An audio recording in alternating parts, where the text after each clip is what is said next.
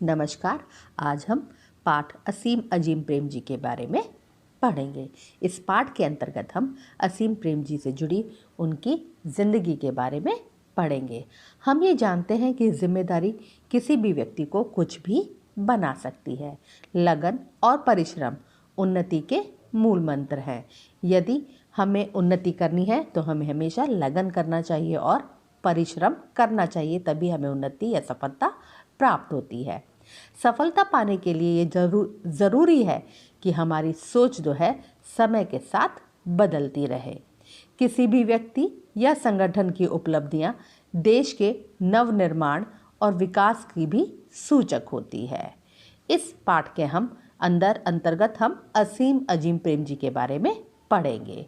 असीम अजीम प्रेम जी के कंधों पर अपने पिता द्वारा आरंभ में किए गए कारोबार का भार केवल 21 वर्ष की उम्र में आ पड़ा था। जब वो 21 साल के थे तभी उन्हें अपने पिता का कारोबार या बिजनेस संभालना पड़ा था। यह उनकी कल्पनाशीलता, लगन, परिश्रम, सद्व्यवहार का ही परिणाम है कि उनका प्रतिष्ठान यानी उनका ऑर्गेनाइजेशन, जिसे कि हम विप्रो के नाम से जानते हैं, वो आज देश और दुनिया में सर्वश्रेष्ठ प्रतिष्ठानों में गिना जाता है। उनकी मेहनत के कारण ही, उनकी परिश्रम के कारण, उनकी लगन के कारण, उनके अच्छे व्यवहार के कारण उनका ये जो प्रतिष्ठान है जिसे हम विप्रो के नाम से जानते हैं, वो आज देश और दुनिया में अच्छे सर्वश्रेष्ठ प्रतिष्ठानों में गिना जाता है। अजीम प्रेम जी अपने व्यवसाय के प्रति जितने सजग हैं, असमर्थ और आपदाओं में घिरे लोगों के उत्थान के प्रति भी उतने ही समर्पित भी है। असीम अजीम प्रेम जी जितना अपने व्यवसाय को, बिजनेस को लेके सजग और सचेत रहते हैं, उतना ही वह असमर्थ और आपदाओं में घिरे हुए यानी मुसीबत में घिरे हुए लोगों के मदद के लिए उतने ही समर्पित रहते हैं। चलिए अब हम इस पाठ को शुरू करते हैं। महाराष्ट्र में मुंबई से 400 किलोमीटर दूर एक छोटा सा गांव है अमलनेर। महाराष्ट्र में मुंबई से 400 किलोमीटर दूर एक छोटा गांव है जिसका नाम है अमलनेर। म्यांमार से गुजरात में आ बसे मोहम्मद हुसैन प्रेम जी ने 1940 में अमलनेर में वनस्पति तेल के उत्पादन के लिए एक कारखाना लगाया था। उनके पिताजी मोहम्मद हुसैन जी ने 1940 में अमलनेर के अंदर वनस्पति तेल के उत्पादन के लिए एक फैक्ट्री लगाई थी, कारखाना लगाया था।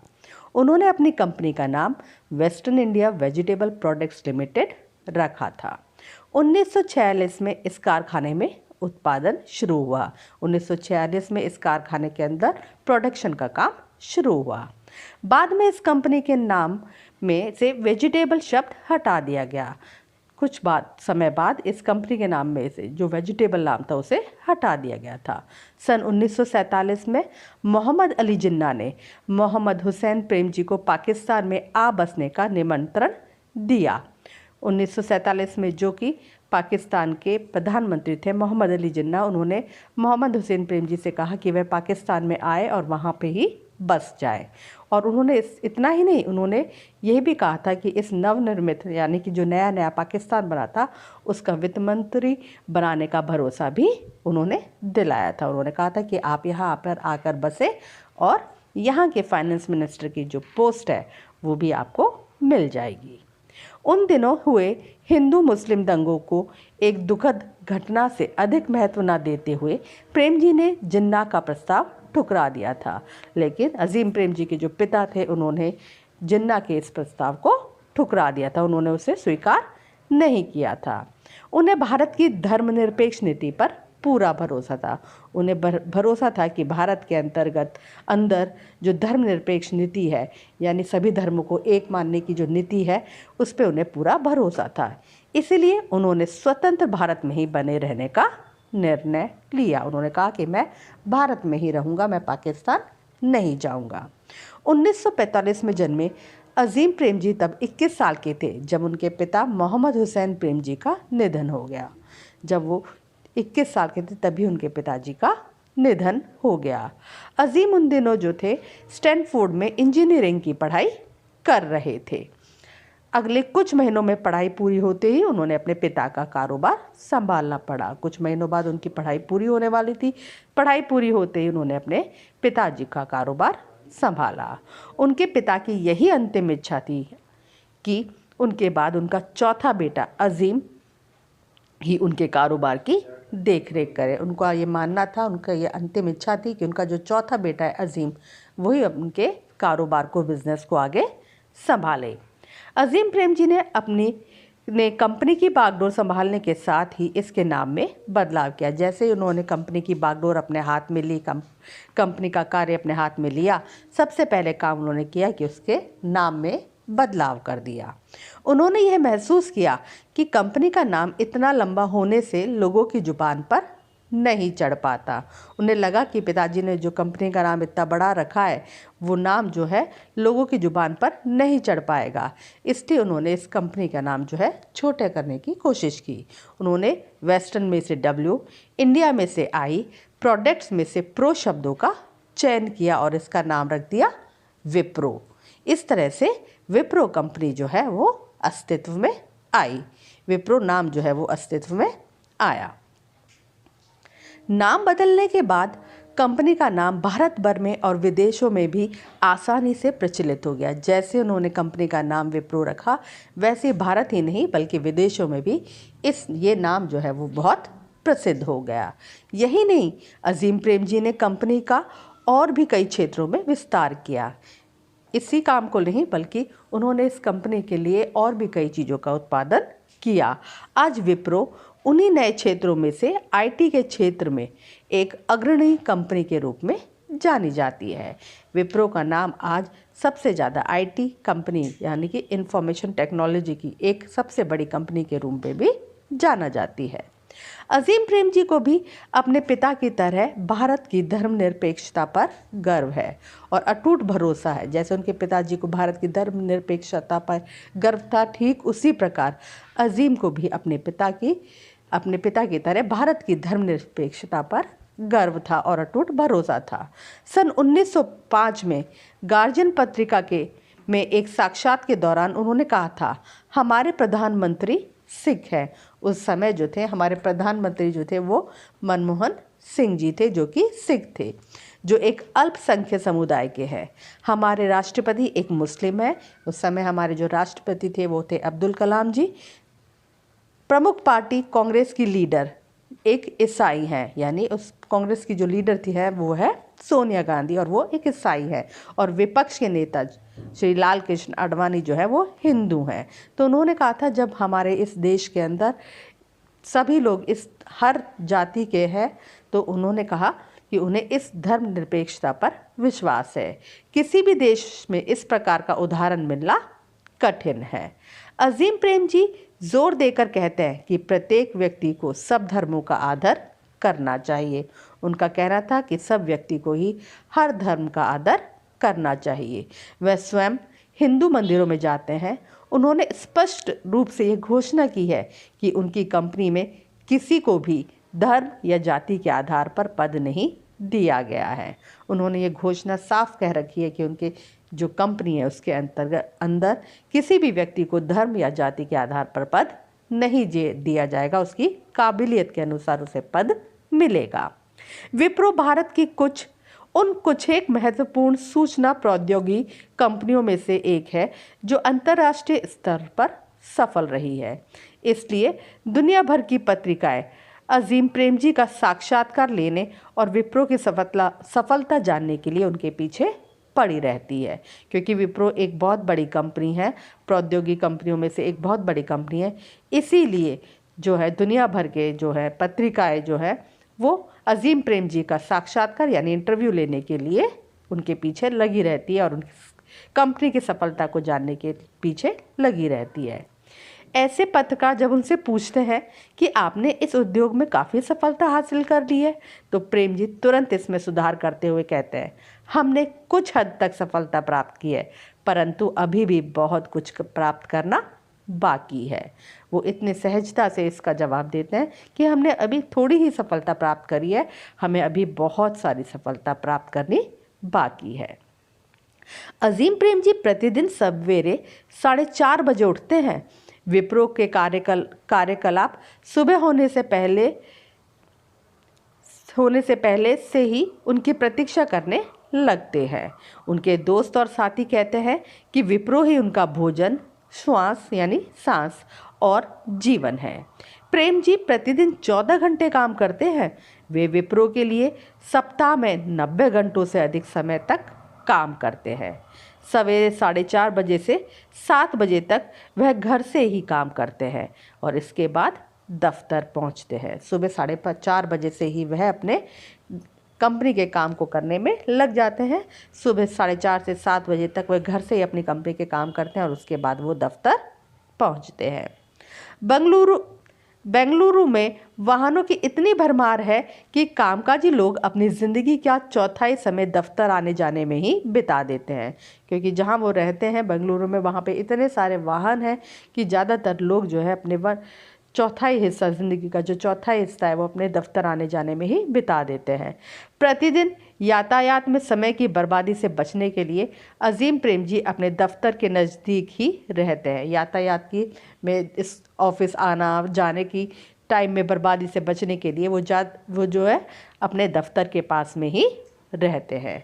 उसके पास ही उनके ऑफिस के पास ही उनका घर है।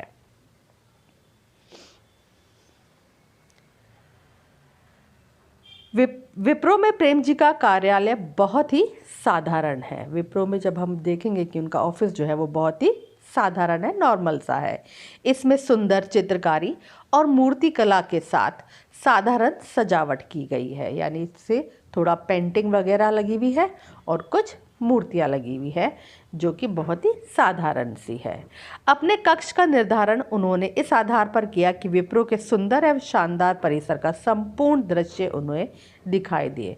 उन्होंने अपने ऑफिस का जो कमरा है उसको इस तरह से बनाया है कि विप्रो का जो सुंदर प्रांगण है, जो कि पूरा जो बाहर से दृश्य है, विप्रो का पूरा दृश्य जो है वो उन्हें आराम से उन्हें दिखाई दे अपने कमरे से। प्रेम जी जो इस बात पर जोर देते हैं कि प्रत्येक व्यक्ति को अपनी तंदुरुस्ती का उचित ध्यान रखना चाहिए। प्रेम जी इस बात पर जोर देते हैं कि हर व्यक्ति को अपनी सेहत का पूरा ध्यान रखना चाहिए। सीढ़ी चढ़ने के लिए लिफ्ट का प्रयोग करना पसंद नहीं करते। वो जो है सीढ़ी चढ़ने के लिए कभी भी लिफ्ट का प्रयोग नहीं करते हैं, वो सीढ़ियों से जाना ही ज़्यादा उचित समझते हैं। हालांकि उनका कार्यालय जो है वो 10वीं मंजिल पे है। उनका जो ऑफिस है वो 10वीं मंजिल पर है, पर 10वीं मंजिल तक भी वो सीढ़ियों का उपयोग ही करते हैं, लिफ्ट का प्रयोग नहीं करते हैं। फिर भी वे तेज़ी से सीढ़ियाँ चढ़ और उतर सकते हैं। अजीम प्रेम जी एक इंजीनियर स्नातक है, यानी वो एक इंजीनियरिंग ग्रेजुएट है, परंतु उनका दैनिक कार्य केवल प्रबंधन और प्रशासन तक ही सीमित है। लेकिन उनका जो रोजमर्रा का कार्य है वो मैनेजमेंट और एडमिनिस्ट्रेशन तक ही सीमित है। वे प्राय कहा करते हैं विप्रो में प्रत्येक व्यक्ति बराबर है। उनका कहना है, उनका मानना है कि विप्रो के अंदर जो भी व्यक्ति काम कर रहा है वो सभी व्यक्ति जो है एक दूसरे के बराबर हैं। वे इस बात का ध्यान रखते हैं कि उन्हें कार्यालय में विशेष महत्व ना दिया जाए। वे इस बात का हमेशा ध्यान रखते हैं कि ऑफिस में उन्हें कोई विशेष महत्व ना दिया जाए, सब लोग अपने काम को करते रहे। यात्रा करते समय प्रेम जी सूटकेस में हमेशा एक पैकेट कपड़े धोने का पाउडर और एक इस्त्री रखते हैं। जब भी उन्हें बिजनेस के कार्य से कहीं बाहर जाना पड़ता है तो हमेशा अपने सूटकेस में वो एक पैकेट वॉशिंग पाउडर और एक इस्त्री यानी प्रेस रखते हैं। यात्रा में होटल में उपलब्ध लॉन्ड्री सुविधा का उपयोग करने के बजाय वे स्वयं अपने कपड़ों को धोना और उन पर इस्त्री करना पसंद करते हैं। जिस भी होटल में वो रहते हैं उस होटल की लॉन्ड्री को प्रयोग में ना लेकर वो खुद अपने कपड़ों को धोते हैं और खुद ही प्रेस करते हैं। यह प्रेम जी की एक अनुपम शैली है। प्रेम जी का यह दृढ़ विश्वास है कि किसी भी संगठन को आगे चलकर अपने अनावश्यक खर्चों में कमी करनी ही पड़ेगी। उनका मानना है कि किसी भी ऑर्गेनाइजेशन को आगे चलकर अपने जो फालतू के खर्चे हैं उसमें कमी करनी पड़ेगी ही। उनके मुताबिक कंजूस हुए बिना अनावश्यक तड़क भड़क से दूर रखना मुश्किल होता है। उनका मानना है कि अनावश्यक तड़क भड़क से हमेशा दूर रहना चाहिए। अपने व्यक्तिगत जीवन में भी प्रेम जी मितव्ययी विकल्पों को ही अपनाते हैं। जो उनका पर्सनल जीवन है, व्यक्तिगत जीवन है, उसमें भी वो मितव्ययी है, यानी मितव्ययी यानी कम पैसे खर्च करने वाले हैं। यद्यपि वे दुनिया के सबसे धनी व्यक्तियों में से एक हैं, परंतु उनकी गतिविधियों से नहीं लगता कि वे रईस हैं। वे दुनिया के सबसे धनी व्यक्तियों में से एक नाम है उनका, उनके पास इतना पैसा है, लेकिन फिर भी उनकी गतिविधियां, उनके कार्यकलाप देख के ऐसा नहीं लगता कि वे इतने रईस हैं। उन्होंने सन 1996 में एक सामान्य फोर्ड कार खरीदी थी। उन्होंने एक फोर्ड कार खरीदी थी 1996 में। इसके बाद बाजार में एक से एक सुविधाजनक कारें आई, पर प्रेम जी ने एक भी कार खरीदना जरूरी नहीं समझा। 7 साल बाद जब नई कार खरीदी तब भी पुरानी कार नहीं बेची। उनका कहना है कि एक तो यह कार उनके लिए भाग्यशाली है, दूसरे इसमें कोई खराबी नहीं है, तो फिर क्यों बेचा जाए। न केवल कार के मामले में बल्कि अन्य किसी प्रकार की विलासिता के लिए भी प्रेम जी के जीवन में कोई स्थान नहीं है। उनके बेटे का विवाह जितने सामान्य ढंग से संपन्न हुआ, उतना सामान्य ढंग से तो किसी मध्यवित्त परिवार में भी विवाह संपन्न नहीं होता। उन्होंने अपने बेटे का जो विवाह किया वो बहुत ही सामान्य तरीके से किया, ज़्यादा उसमें पैसा खर्च नहीं किया। प्रेम जी जिस तरह पैसों के मामले में मितव्ययी हैं, उसी प्रकार से बोलने में भी मितव्ययी है। जैसे कि वे पैसे भी बहुत सोच समझ के खर्च करते हैं, उसी तरह से वो बोलने में भी मितव्ययी है, यानी कि वो कम बोलना पसंद करते हैं। सामान्य तौर पर वे अधिक नहीं बोलते। जो कोई भी व्यक्ति उनके साथ बातचीत करता है, वे धैर्यपूर्वक और उत्सुकता से उसे सुनते हैं। जो भी व्यक्ति उनसे बातचीत करता है वो उसे बड़े ही ध्यान लगाकर सुनते हैं, धैर्य से सुनते हैं। उनकी आदत है कि वे कभी भी आवश्यकता से अधिक नहीं बोलते। जितनी ज़रूरत होती है वो उतना ही बोलते हैं, उससे ज़्यादा वो नहीं बोलते। प्रेम जी किसी एक चीज़ को नापसंद करते हैं तो वह है अनावश्यक रूप से गपशप और समय की बर्बादी। उन प्रेम जी को एक ही चीज़ है जो नापसंद है, वो है कि बिना बात के गपशप करते रहना और समय की बर्बादी करना, टाइम की बर्बादी करना। यही एक कारण है जिसकी वजह से वे अधिकांश कॉरपोरेट पार्टियों में भाग नहीं लेते। इसी कारण वो कॉरपोरेट की जो पार्टियां होती है उसमें वो जाते नहीं हैं। उनका मानना है कि वहाँ समय बर्बाद करने की बजाय वे अच्छी पुस्तक पढ़ सकते हैं। उनका मानना है कि कॉरपोरेट पार्टी में जाने से ज़्यादा अच्छा है कि वो एक अच्छी पुस्तक पढ़ें, एक अच्छी जो है किताब पढ़ सकते हैं, या फिर प्रकृति का आनंद ले सकते हैं, प्राकृतिक आनंद ले सकते हैं, प्रकृति को देख सकते हैं और उसके लिए छोटे भ्रमण पर जा सकते हैं। उनका मानना है कि समय बर्बाद करने से ज़्यादा अच्छा है कि वो किसी प्राकृतिक स्थान पर जाएं और प्रकृति का आनंद लें या फिर कोई अच्छी किताब पढ़ें। पढ़ने के अतिरिक्त प्रेम जी को अच्छा संगीत सुनना और सुंदर चित्रों एवं मूर्तियों का संग्रह करना भी अच्छा लगता है। प्रेम जी को पढ़ने के अलावा जो है सुंदर चित्रों यानी पेंटिंग को इकट्ठा करना और मूर्तियों को इकट्ठा करना भी अच्छा लगता है। यहाँ भी वे भारी कीमत में प्रसिद्ध कलाकारों की चित्रकारी या मूर्तियों को खरीदने की बजाय उदीयमान और उभरते कलाकारों को प्रोत्साहित करना पसंद करते हैं। यहाँ भी वो जो प्रसिद्ध फेमस जो कलाकार हैं उनकी चित्रकारी पेंटिंग्स खरीदने की बजाय वो ऐसे लोगों की पेंटिंग खरीदना ज़्यादा पसंद करते हैं जो कि उभरते हुए, यानी कि जो कि अभी जिन्होंने अपना काम नया नया शुरू किया है, उन कलाकारों की जो है चित्रकारी और मूर्तियाँ खरीदना पसंद करते हैं। प्रेम जी अपने युवा दिनों में खेलों में अत्यधिक रुचि रखते थे। जब वो युवा थे तो अपने खेलों में उनकी बहुत रुचि थी।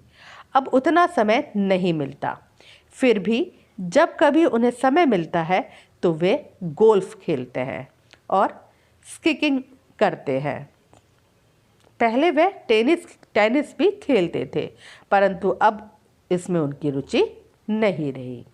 अपने निजी जीवन पर धन खर्च करने के मामले में भले ही अजीम प्रेम जी कंजूस ठहराए जाए, समाज और राष्ट्र निर्माण के कार्यों पर धन व्यय करने के मामले में उदारता का परिचय देने में वे जरा भी नहीं हिचकिचाते। लोगों का मानना है कि अपने निजी जीवन में भले ही लोग अजीम प्रेम जी को कंजूस कहते हो, परंतु जब कभी भी सोसाइटी या राष्ट्र निर्माण के कार्यों में पैसा खर्च करना होता है तो उस जगह वो जो है ज़्यादा पैसा लगाते हैं। अपने उदारता का परिचय देते हुए वह बिल्कुल भी नहीं हिचकिचाते हैं। विप्रो कंपनी की मदद से सैकड़ों स्कूलों में विचारों का अनुप्रयोग योजना चलाई जा रही है। यह संगठन भारत में 500 से अधिक स्कूलों में नए और आविष्कार्य पाठ्यक्रमों के साथ प्रयोग कर रहा है, जिसमें विद्यार्थियों में सृजनात्मक सोच का विकास हो।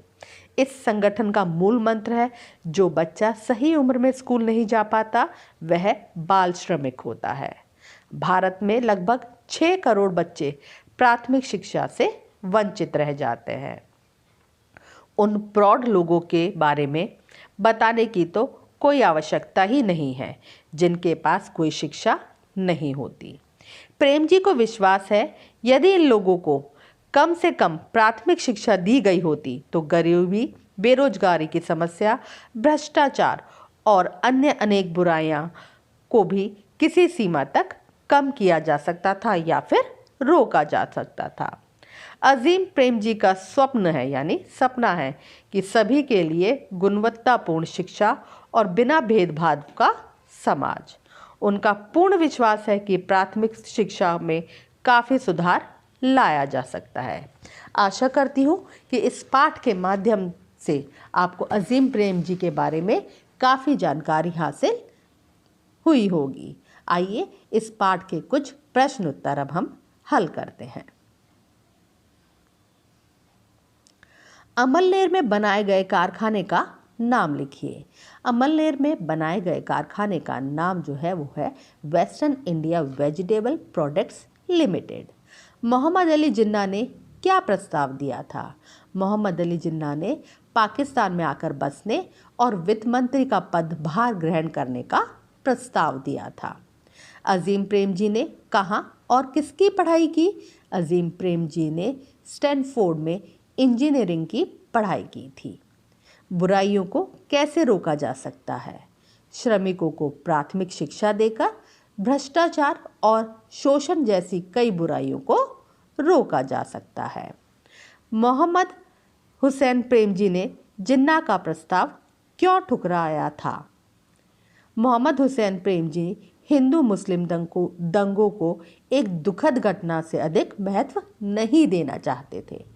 उन्हें भारत की धर्मनिरपेक्ष नीति पर पूरा भरोसा था, इसीलिए उन्होंने स्वतंत्र भारत में ही बने रहने का निर्णय लेते हुए जिन्ना का प्रस्ताव ठुकराया था। अजीम प्रेम जी ने अपनी कंपनी का नाम क्यों बदला?